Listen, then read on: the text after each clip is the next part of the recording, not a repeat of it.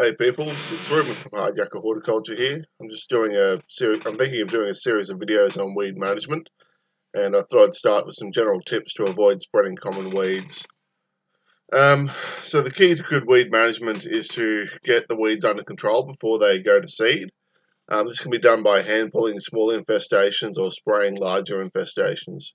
If you opt to spray your weeds, be sure to read the SDS or MSDS for the herbicide you opt for, and wear the appropriate PPE recommended by the SDS, and only spray in ideal weather conditions such as days with no rain and winds below 15 kilometers per hour.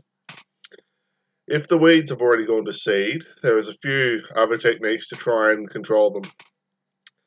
First is to make sure your mowing contractor isn't spreading seeds that get stuck in their mowing deck. So while mowing a lawn, the seeds from both grasses and weeds can get caught in the cutting deck of the mower. They then become dislodged as the operator continues mowing, meaning that they can spread from one lawn to another.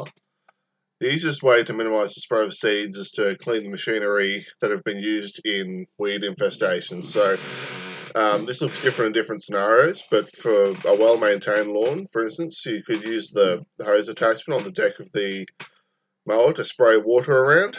For overgrown lawns, I find that the seeds get stuck in clumps of grass. They get stuck into the mowing deck. And to clean this out, it requires turning the mower over and cleaning it out with a hose or pressure washer.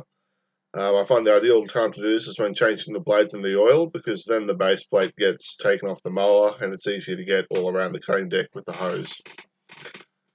Another technique for controlling weeds after they have gone to seed is to cover them in 1 to 2 inches of mulch.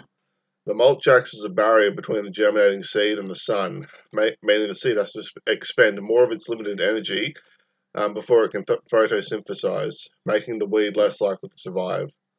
I'd recommend you be careful where you get your mulch from, however, as I've heard enough stories of landscape suppliers spreading weeds in their soils and mulches.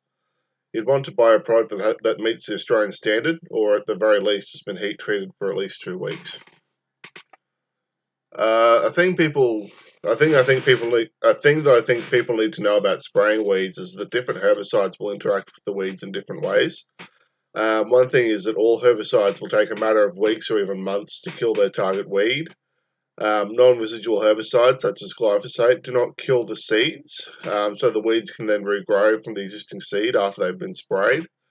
Alternatively, residual herbicides can keep the weeds at bay for long periods of time, but they can permanently damage the ecosystem and harm your garden, and generally we're not allowed to compost lawn clippings that have been sprayed with residual herbicides, meaning the clipping removal becomes more expensive.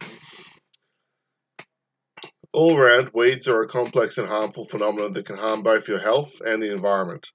It is important to plan your weed management program as soon as you notice them in your yard, as the longer that you wait, the bigger the infestation will get and the more expensive it will become to fix.